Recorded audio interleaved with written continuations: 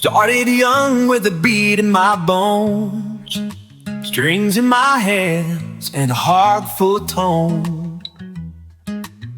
From front porch picking to big stage tales, never needed a pick, 'cause God gave me fingernails.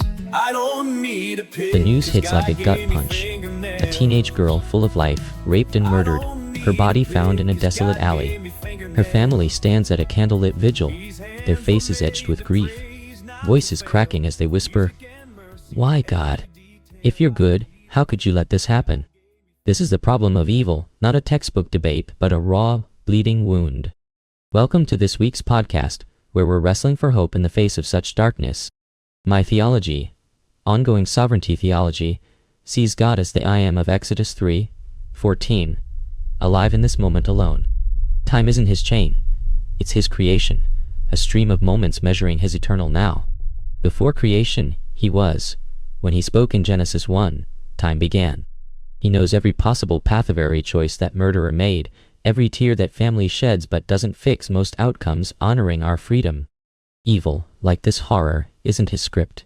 It's the fracture of a free world, yet he weaves it toward good, shaping us into Christ's image, as Romans chapter 8 promises.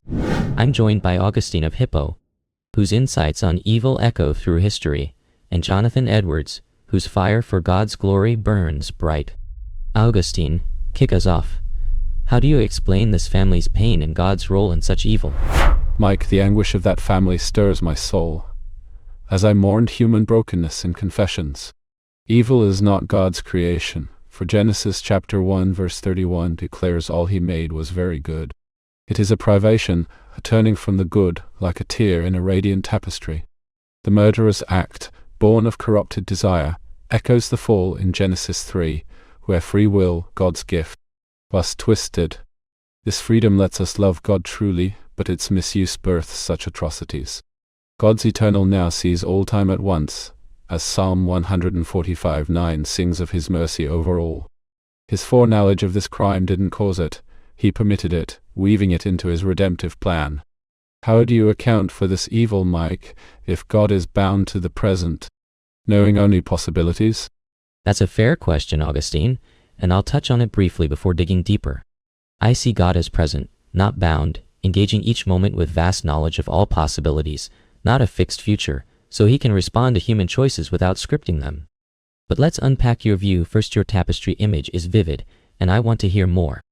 How does God's eternal perspective comfort that family, knowing their daughter's death was foreseen?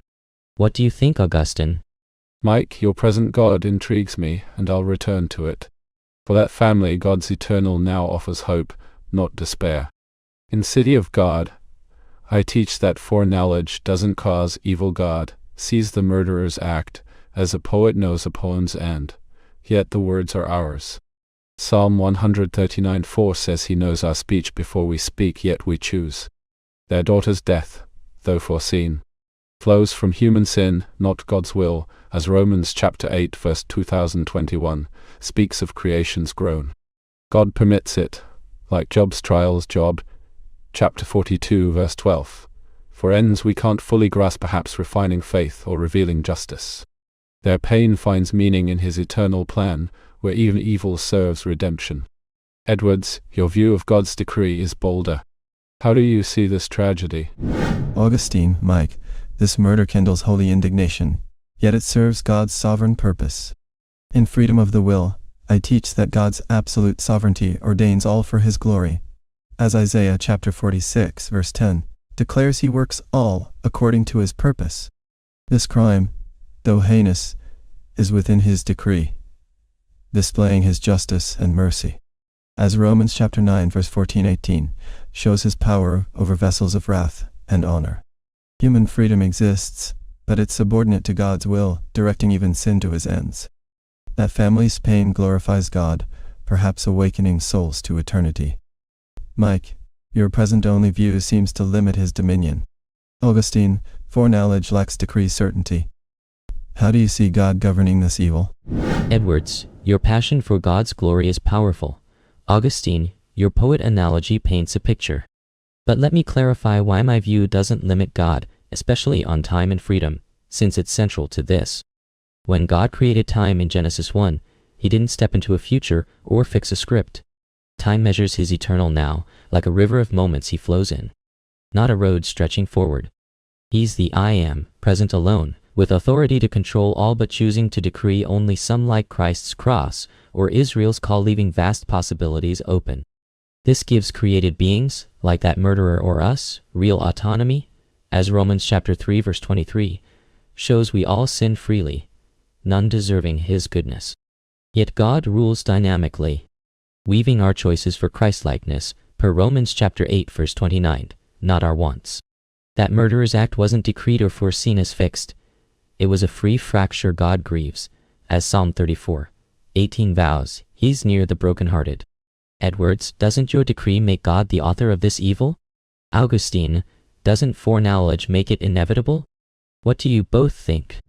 Mike, your river of moments is a fresh lens, and I'm struck by God choosing to leave possibilities open. It honors freedom in a way my eternal now might obscure. In on free choice, I argue the will chooses freely, though foreknown, as Psalm 139:14 shows. God searches our hearts, yet we act. The murderer's sin wasn't inevitable. It was permitted, redeemed by God's plan. As Christ's cross, Hebrews chapter 12 verse 2, turned pain to joy. Edwards, your decree feels heavy. Does it not risk God's goodness? Mike, your God responding in each moment fascinates me. How does he weave such evil for good without seeing all time? Mike, Augustine, your present God challenges me. I hold in the end for which God created the world that all, including evil, is ordained for God's glory. As Ephesians chapter 1, verse 11, states, he works all after his will. This murder manifests his justice, per Romans chapter 9 verse 2223, revealing mercy to the elect. But Mike, your view God ruling in the now, leaving autonomy open, stirs curiosity. If he decrees only some, like the cross, and weaves free choices, his sovereignty shines in responsiveness. Augustine, your foreknowledge seems passive next to this. Mike, how does God's present rule comfort that family, ensuring their pain serves Christlikeness? Great question, Edwards, and I love your curiosity, both of you. God's present rule means he's with that family, hearing their prayers, as James chapter 5 verse 16 urges, working their grief for Christ's image, not just relief, per Romans chapter 8 verse 29. Romans chapter 9 verse 2223 shows he permits evil to reveal his attributes, so we worship fully, knowing mercy through wrath. His ongoing reign, unbound by a fixed future, lets him shape every choice like theirs to pray or forgive it. Toward Revelation chapter 21 verse 4's new creation. Let's turn to Scripture's first murder, Cain and Abel in Genesis 4, to see this in action. Cain's envy killed Abel, but God warned, sin is crouching at the door, Genesis chapter 4 verse 67. Augustine, how does my view of God's present response to Cain compare to your eternal perspective? Mike, I'm drawn to your vision of God engaging Cain in real time. In City of God, I see God's warning as eternal mercy, foreknown yet free, with Cain's sin permitted, as Romans chapter 8 verse 2021 speaks of creation's groan.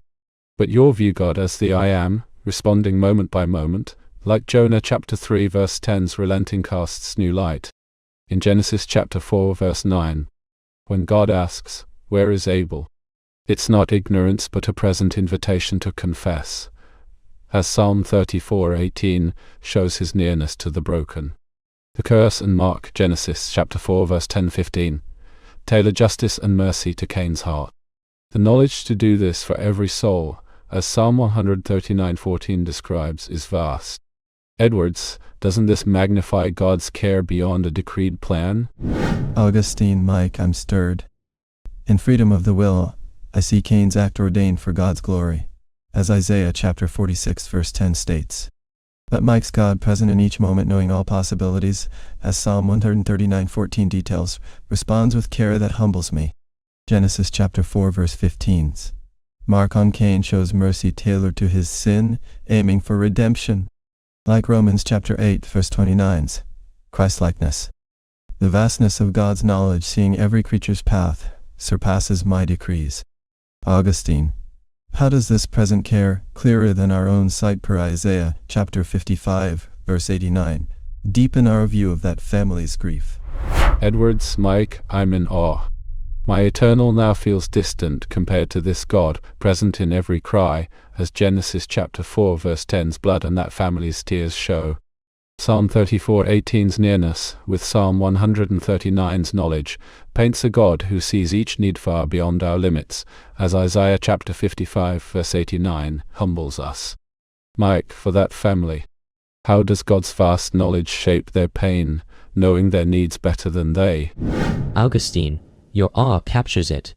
God's knowledge is personale sees that family's grief, their prayers, as James chapter 5 verse 16 urges, and knows their need for Christlikeness, per Romans chapter 8 verse 29, beyond their wish for relief. In Genesis 4, he engages Cain's heart, warning, questioning, protecting each act precise. Romans chapter 3 verse 2325 shows none deserve his grace, yet he weaves their pain, like Cain's, for his glory, per Romans chapter 9 verse 2223. Imagine the care to tend every soul, every moment, across creation. Edwards, how does this shift your view of God's glory in suffering? Mike Augustine, this vision glorifies God beyond my decrees. His knowledge, searching every heart, per Psalm 139, and care near, per Psalm 34:18, shine in each moment. That family's pain, like Cain's sin chilly, is woven for Christ's image, revealing mercy, per Romans chapter 9, verse 2223. His thoughts, per Isaiah chapter 55 verse 89, surpass our she sees their true need. Augustine, doesn't this unite us in worship? Edwards, Mike, it does. My poet pales beside this God, present in every wound, as Genesis 4 and that family's grief attest. His knowledge and care, per Psalm 139 and 34:18, surpass our sight, as Isaiah chapter 55 verse 89 teaches. Mike, how do we live this truth today? Augustine, Edwards, we live by praying, trusting, acting, as James chapter 5 verse 16 urges, knowing God hears, shaping us for Christ, per Romans chapter 8 verse 29. That family's vigil, our pain God's near, per Psalm 34:18, seeing our needs, per Isaiah chapter 55 verse 89. Romans chapter 3 verse 2325 shows none deserve grace. Romans chapter 9 verse 2223 reveals mercy through evil. Listeners, marvel. Is God conducting your moments? Is knowledge vaster than yours? Keep wrestling. 'Cause God gave me fingernails. I don't need a pick, 'cause God gave me fingernails. I don't need a pick, 'cause God gave me fingernails. These hands were made to praise, not to fail. Music and mercy in every detail. I don't need a pick, 'cause God gave me fingernails. Life played on, and the band got wide. Little feet ran through, years flew by. Notes turned to lullabies, laughter and trails.